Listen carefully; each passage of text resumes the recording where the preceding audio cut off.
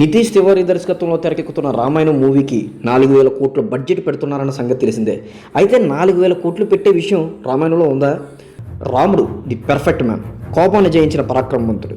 రాముడు ఒక్కసారి బంగారు కోదండాన్ని పట్టి గిరగిరమని తిప్పుతూ యుద్ధం చేస్తుంటే ఆ భుజాలు ఆడే తాండవానికి దిక్కులు విదిక్కులు భయంతో కనిపిస్తాయి.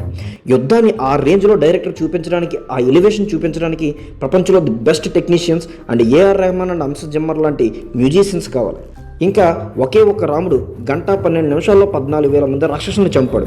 అలాంటి రాముడు బాణాలు వేస్తుంటే ప్రకాశించే సూర్యుడిని మబ్బులు కమ్మాయా అన్నట్టు ఆకాశమంతా బాణాలతో నిండిపోతే బాణాలు వేస్తున్న రాముడిని ఎవరూ చూడలేరు.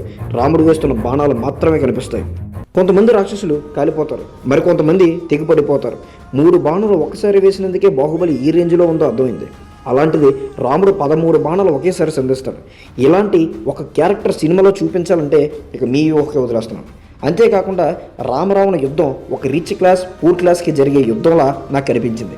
హై క్లాస్ వెపన్స్, గుర్రాలు, ఏనుగులు, బంగారు రథాలు ఉన్న రావణుడు రథం కూడా లేని కూతుల్ని వెంట వేసుకొచ్చిన బాణాలు తప్ప పెద్దగా ఆయుధాలు లేని రాముడు ఎలా సంహరించాడు యుద్ధంలో చూపించాడు. ఇంకా చెప్పాలంటే రామాయణంలో ఉండే ప్రతి షాట్ నరాలు పగిలి రాముడికి దాసోహం అయ్యేలా ఉంటాయి. మరి చూడాలి ఇంత గొప్ప రామాయణానికి వరల్డ్ క్లాస్ స్టాండర్డ్ మనుషుల సామర్థ్యం సరిపోతుందో లేదో.